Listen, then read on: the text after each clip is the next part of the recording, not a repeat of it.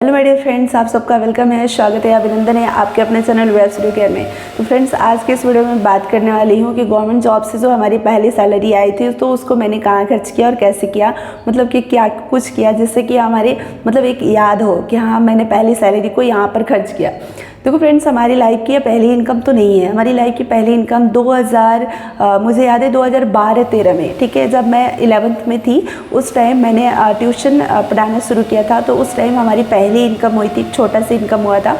और उस छोटे से इनकम को मैंने कहाँ खर्च किया मुझे कुछ याद नहीं है, क्योंकि घर की इतनी जिम्मेदारियाँ और इतनी रिस्पॉन्सिबिलिटीज़। अगर आप बाहर में रह के स्टडी कर रहे हो, कोई भी स्टूडेंट अगर स्टडी कर रहा है बाहर में रह करके, तो बहुत सारे खर्चे होते हैं और उसमें चले जाते हैं। कुछ ऐसा नहीं होता है कि मैं इस 300 रुपये से, क्योंकि हमारी पहली इनकम 300 रुपये थी, ठीक है, तो मतलब ऐसा कुछ नहीं होता है कि इस 300 रुपये को मैं कुछ यादगार बनाऊँ। लेकिन पहली इनकम का जो एक्साइटमेंट होता है, जो एक होता है, वो अलग होता है। लेकिन उस टाइम मेरे को ऐसा कुछ भी नहीं था, हाँ, क्योंकि उस समय इतने महंगे महंगे बुक हुआ करते थे, ख़रीदने होते थे, इतनी सारी चीज़ें खरीदनी होती थी, पढ़ाई के रिगार्डिंग ट्यूशन फ़ी हुआ करता था, बहुत सारी चीज़ें जो कि मेंटेन करना पड़ता था।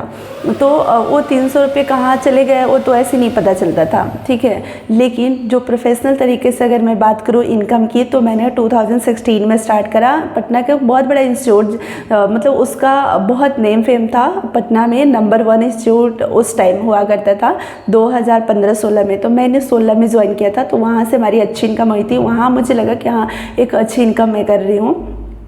तो उस टाइम जो इनकम मैं की थी, उस इनकम को भी मैंने मतलब कुछ भी यादगार नहीं बनाया, क्योंकि उस टाइम भी पटना में मैं रहती थी और मेरी एक बहन रहती थी, और मेरे भाई और बहन दोनों स्टडी करते थे, पढ़ते थे, और मैं भी उस टाइम पढ़ाई भी करती थी और जॉब भी करती थी। और मेरे पेरेंट्स दिल्ली में रहा करते थे उस टाइम। तो जो भी मतलब कि पटना के हमारे खर्चे हुआ करते थे, अपनी भाई बहन अपनी पढ़ाई लिखाई उसमें वो चले जाते थे। तो उसको भी मैंने कुछ ऐसा भी नहीं यादगार नहीं बनाया कि जो मुझे याद हो कि हमने पहले इनकम ये कुछ किया, ठीक है। उसके बाद जब मैंने अपना इंस्टीट्यूट ओपन करा था, तो इंस्टीट्यूट ओपन किया था, तो वहाँ से भी हमारी बहुत अच्छी अर्निंग हुई थी। मतलब जो जॉब मैं करती थी इंस्टीट्यूट में, जब पढ़ाने का जॉब करती थी, तो ठीक है, तो यानी टीचिंग की जॉब था वो भी इंस्टीट्यूट में। और जब मैंने अपना इंस्टीट्यूट ओपन करा, तो उससे हमारा 3 गुना ज़्यादा इनकम था। जो इंस्टीट्यूट में मैं इनकम करती थी ना, जो मुझे सैलरी वहाँ मिलती थी, उससे 3 गुना ज़्यादा, 2 गुना, 3 गुना, 4 गुना। देखो इंस्टीट्यूट में कोई इनकम फिक्स नहीं होता है, उससे ज़्यादा हमारे इनकम हुआ करता था अपने इंस्टीट्यूट में, क्योंकि मैं पूरे दिन रात मेहनत करती थी। तो वहाँ के भी जो इनकम हुआ करते थे उससे भी मैंने कुछ स्पेशल नहीं किया, मतलब पहली इनकम से मैंने कुछ नहीं किया, ठीक है। और इसी तरीके से जो भी घर की जिम्मेदारियाँ होती है, रिस्पॉन्सिबिलिटीज़, उसमें ही वो भी मतलब खर्च होते चले गए, कुछ भी हमने स्पेशल नहीं करा, ठीक है। तो हमारी मम्मी का मतलब एक ड्रीम था गवर्नमेंट जॉब का, कि गवर्नमेंट जॉब मैं करूँ, क्योंकि इससे पहले मेरा माइंडसेट तो था नहीं गवर्नमेंट जॉब का, लेकिन मेरी मम्मी का था। तो मैंने सोचा चलो कभी कभी अपने लिए नहीं तो अपने माँ बाप के लिए भी तो कुछ कर लेना चाहिए। ज़िंदगी में सब कुछ तो अपने लिए लोग करते ही हैं, लेकिन कभी कभी अपने माँ बाप के लिए भी कुछ कर लेना चाहिए। तो मुझे लगा कि चलो अपनी माँ के लिए ही सही, मुझे जॉब तो नहीं करना पसंद, लेकिन अपनी माँ के लिए ही सही जॉब कर लेती हूँ। और मुझे लगा कि अगर जॉब ही करना है तो मैं टीचिंग में करूँगी, क्योंकि टीचिंग मेरा पैशन था, टीचिंग मुझे पसंद था, और इसके अलावा और कुछ मुझे नहीं पसंद था। तो मैंने सोचा कि चलो टीचिंग में ही कर लेते। तो तब तक मैंने बीएड किया, सीटेट किया, जो कुछ भी किया। उसके बाद मतलब जैसे जैसे मैं करते गई वैसे वैसे रास्ते में ही बीपीएससी TRE 2 आ गया। तो मैंने TRE 2 दे दिया। ये मेरा TRE 2 था, फर्स्ट अटेम्प्ट, जिसमें मेरा सिलेक्शन हुआ। तो हमारी जो सैलरी थी अभी इधर आई नहीं थी, 3 मंथ्स बाद, मतलब 3 मंथ्स जॉब करने के बाद सैलरी फर्स्ट आई मई में, ठीक है। तो मैंने सोचा कि सैलरी को कुछ मैं मतलब स्पेशल करती हूँ, जिससे मुझे याद रहे कि हाँ गवर्नमेंट जॉब की पहली सैलरी से मैंने ये कुछ किया, ठीक है। तो इसलिए मैंने क्या किया कि 15 मई को, मैंने आप लोगों को बताया था कि 15 मई के बाद मैं बताऊँगी कि अपनी पहली इनकम को मैं कहाँ पर किस तरीके से खर्च कर रही हूँ, ठीक है। तो देखो बाकी घर की तो बहुत सारी चीज़ें होती है, खर्चे वो तो होते ही है, वो तो नॉर्मली हर कोई करता है। लेकिन कुछ मैंने सोचा कि अलग करूँ, मतलब अभी तक हमने जो भी इनकम किया कुछ नहीं किया था, कुछ स्पेशल नहीं किया था, लेकिन मैंने सोचा कि इस इनकम से कुछ मैं स्पेशल करूँ। तो मेरे मम्मी और पापा के एनिवर्सरी थे 15 मई को, यानी 15 मई को एनिवर्सरी था। तो मैंने सोचा कि हमारे लिए अच्छा मौका है, तो इसी पर मैं कुछ कर सकती हूँ। तो मैं जुड़ी हूँ ब्रह्मा कुमारी से, आप लोगों को शायद नहीं पता होगा, मैं बता देती हूँ ब्रह्मा कुमारी से। तो हमारे यहाँ अगर बर्थडे सेलिब्रेशन होता है, या हमारी एनिवर्सरी सेलिब्रेशन होता है, या कुछ भी सेलिब्रेशन होता है, तो सबसे पहले बाबा के घर में होता है, यानी शिव बाबा के घर में होता है, शुरुआत वहीं से होता है। भले ही उसके बाद हम लोग कहीं और भी सेलिब्रेट कर सकते हैं, लेकिन शुरुआत हम लोग वहीं से करते हैं, परमात्मा के घर से करते हैं। और एक अच्छा वाइब वहाँ पर मिलता है और पॉजिटिव थॉट के वहाँ पर लोग आते हैं। तो मुझे लगता है कि वो पॉजिटिविटी के वाइब्रेशन में अपनी नई चीज़ों की शुरुआत करना ज़्यादा बेहतर होगा, तो इसलिए मैं वहीं से करती हूँ। तो मैंने सोचा अपनी मम्मी पापा का एनिवर्सरी क्यों नहीं बाबा के ही घर में सेलिब्रेट करूं, शिव बाबा के घर में। तो वहाँ पर बहुत सारी बहनें होती हैं जो मतलब कि आपको खाने पीने की जो भी चीज़ें होती है आप बस वहाँ सेवा कर देते हो और वहाँ पर ही भोग तैयार होता है। वहाँ पर जो खाना है मतलब जितनी भी चीज़ें हैं वहाँ पर जितनी वैरायटी आप बनाना चाहते हो सब कुछ वहाँ पर बनकर तैयार होता है और सब लोग वहीं पर खाते हैं, ठीक है, पार्टी करते हैं। मतलब जो बाहर में लोग पार्टी करते हैं उस तरह का पार्टी नहीं होता है। मतलब खाने पीने की जो वेजिटेरियन मतलब जो लोग होते हैं, जो वेज होता है, शुद्ध वेज, वो सब कुछ वहाँ पर बनता है, बाकी और कुछ नहीं। ऐसे वैसे जैसे बाहर के लोग हैं ना कि नॉन वेज या बाकी और बहुत सारी चीज़ें जो पार्टी में अपना रखते हैं, तो यहाँ पर पार्टी अलग तरह का होता है कि यहाँ पर पहले मतलब सारी चीज़ें बनाया जाता है, फिर भगवान को ग्रहण कराया जाता है और उसके बाद खुद ग्रहण किया जाता है। और वहाँ पर केक वगैरह जो कुछ भी होता है वो सब कुछ सेंटर में बनता है, बाहर से कुछ नहीं आता है। मतलब बाहर से एक भी चीज़ नहीं आता है, सब कुछ सेंटर के अंदर ही तैयार होता है। मटेरियल बाहर से आता है और तैयार होता है किचन के अंदर, ठीक है। तो मुझे लगा कि ये थोड़ा ज़्यादा अच्छा लगेगा क्योंकि मेरे को वहाँ पर कुछ भी करके बहुत ही अच्छा फील होता है, ठीक है। तो मैंने सोचा कि मैं अपनी मम्मी पापा की एनिवर्सरी वहीं पर सेलिब्रेट करूँ। तो अपनी पहली सैलरी से मैंने बाबा के घर में अपना एक भोग रखा, मतलब भोज था, बड़ा भोग उसको हम लोग बोलते हैं, ठीक है।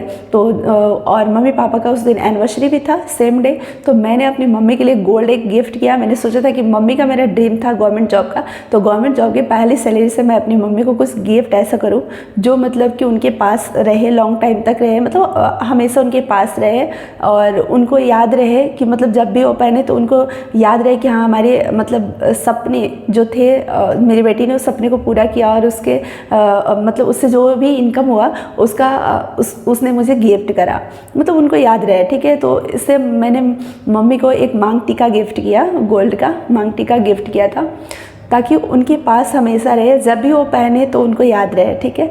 और हमेशा, क्योंकि देखो गोल्ड जो गिफ्ट होते हैं ना वो ऐसा नहीं कि लोग आज बेच दिए कल बेच दिए फिर दूसरा नया बना लिए, मतलब ये सब कुछ ऐसे ज्वेलरी होते हैं जो कि आपके पास हमेशा रहते हैं। तो इसलिए मैंने सोचा कि क्यों एक ऐसा गिफ्ट करूं जो मम्मी के पास हमेशा रहे। तो यही मैंने पहली सैलरी से करा, मतलब परमात्मा के घर में मैंने अपना पार्टी रखा और एनिवर्सरी मम्मी का सेलिब्रेट वहीं पर किया और मम्मी को एक गोल्ड गिफ्ट करा और बाकी पापा के लिए जो कपड़े वगैरह थे वो सब कुछ मैंने किया, सिलवाया और बनवाया।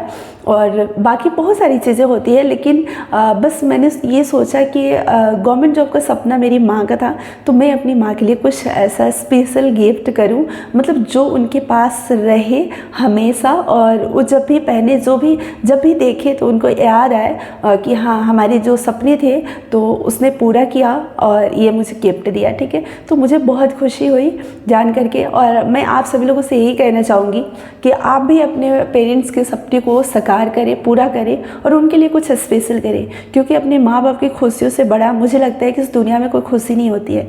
जब अपने माँ बाप की खुशी आप देखोगे, मेरी माँ के आँख में आंसू आ गए थे क्योंकि मैंने सरप्राइज रखा था, मैंने बताया नहीं था उनको कि मैं क्या देने वाली हूँ। ऐसे मैंने कोई और गिफ्ट देखने गया था शॉप पर, लेकिन वो गिफ्ट मुझे पसंद नहीं आया। जो मैं देखने गई थी, मैं जो सोची थी वो मुझे पसंद नहीं आया और जल्दीबाजी में मुझे लगा कि कुछ मतलब ख़राब नहीं मैं ले लूँ। बिना पसंद का कुछ भी मैं नहीं लेती हूँ, जब पसंद आते तभी लेती हूँ, या मैं नहीं लूँगी बाद में लूँगी, बाद में दूँगी, मतलब ऐसा नहीं है। बट जल्दीबाजी में मैं ये नहीं सोचती हूँ कि कुछ भी लेकर आ जाऊँ, जब पसंद आएगा तभी मैं लूँगी। तो मैं लेने गई थी कोई और गिफ्ट, ठीक है, मम्मी के लिए, लेकिन वो गिफ्ट मुझे पसंद नहीं आ रहा था। तो उसके बाद मैंने ये सोचा कि चलो गोल्ड ही ले लेते हैं, गोल्ड गिफ्ट। और गोल्ड गिफ्ट मैंने सोचा कि चलो मांग टीका लेते हैं, क्योंकि ये बार बार लोग चेंज नहीं करते हैं, ठीक है, जो रहता है वो रहता है, बार बार चेंज नहीं करते हैं, तो इसलिए मैंने लिया। तो ये उनको बताया नहीं था। जिस दिन उनका एनिवर्सरी था उसी दिन मैं गई थी यहाँ से, मतलब सिवान से पटना गई थी और उसी दिन मैं शॉपिंग करने गई, मतलब सुबह में अपना शॉपिंग करने गई और उसके बाद इवनिंग में सेलिब्रेशन था। तो मैं जल्दी जल्दी 2 बजे तक शॉपिंग करके आ गई। उसके बाद सारी तैयारियाँ भी करनी थी और उसके बाद सेलिब्रेशन शाम 6 बजे तक, 7 बजे तक वहाँ पर सेलिब्रेशन होता है सेंटर पे।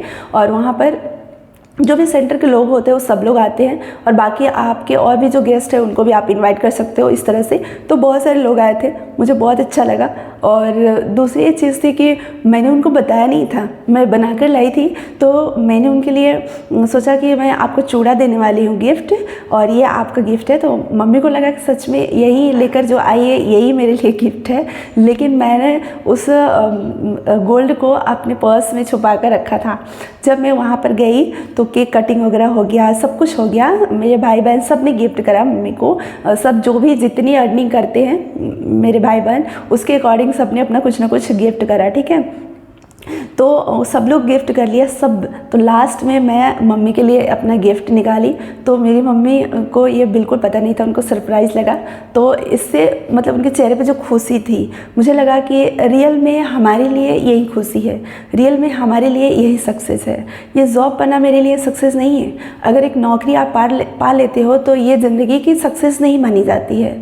जब आपके वजह से आपके पेरेंट्स के चेहरे पे अगर मुस्कान बना हुआ है, उनके चेहरे पे स्माइल बना हुआ है या स्माइल आता है, तो वो आपकी ज़िंदगी की असली सक्सेस है।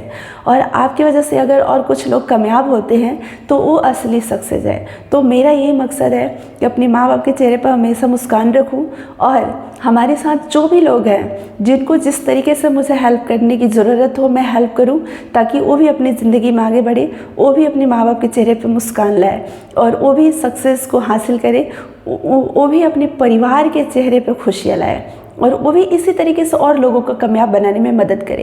देखो, कामयाब बनाने में मदद करने का मतलब ये नहीं होता है कि आप किसी को पैसे देकर ही मदद करो तो मदद होगा। आप उसको मेंटली और भी तरीके से, बहुत तरीके से होता है सपोर्ट, आप करो। जहाँ तक आप कर सकते हो सपोर्ट वहाँ तक आप करो, लेकिन आप ये ज़रूर सोचो कि आप अगर एक ऊंचाई पर पहुँचते हो तो और लोगों को भी उस ऊंचाई तक पहुँचने में मदद करो। तो मैं अभी अपने जीवन का कोई सक्सेस नहीं मानती हूँ। मैं ये मानती हूँ कि सक्सेस की पहली सीढ़ी पर मैंने बस कदम रखा है। अभी बहुत सारी चीज़ें हैं जो मुझे करनी बाकी है। ज़िंदगी की बहुत सारी प्लानिंग है जो मुझे करना है, और शुरुआत तो ये बस एक पहली मतलब सीढ़ी है। होता है ना कि पहला कदम बस हमने रखा, तो इसको मैं एंड नहीं मानती हूँ, इसको मैं शुरुआत मानती हूँ। और इसलिए अभी भी मेहनत जारी है, अभी भी मेहनत मैं करती हूँ, अभी भी बहुत कुछ आगे करना है और उसके लिए मेहनत करना है, ठीक है। क्योंकि बिना मेहनत किए कुछ नहीं हो सकता है फ्रेंड्स। तो इसलिए अगर आप सिलेक्शन ले भी लेते हो तो फिर भी आप रुको नहीं, आप आगे बढ़ने के लिए कुछ ना कुछ करते रहो। आप ये मत सोचो कि बस एक जॉब मिल गया तो हाँ हो गया, अब हमारी ज़िंदगी में कुछ भी चीज़ की ज़रूरत नहीं है, स्टेबिलिटी हो गई। नहीं, आप बहुत कुछ करने के लिए बने हो। एक छोटा सा जॉब पाने के लिए आप नहीं बने हो, आप बहुत बड़ा करने के लिए बने हो। और उस बहुत बड़ा करने के लिए आपको अपने सपने को ख़त्म नहीं करना होगा, मेहनत करना होगा।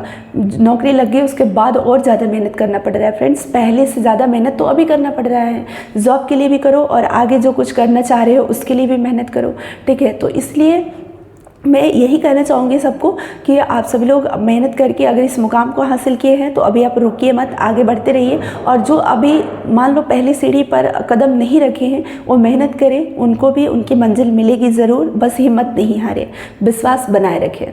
Thank you so much friends, ये चीज़ें आप लोगों के साथ मुझे शेयर करनी थी। इस वीडियो में मैंने बोला था इसलिए मैंने शेयर किया। थैंक यू सो मच आप सभी लोगों को मेरे साथ बने रहने के लिए।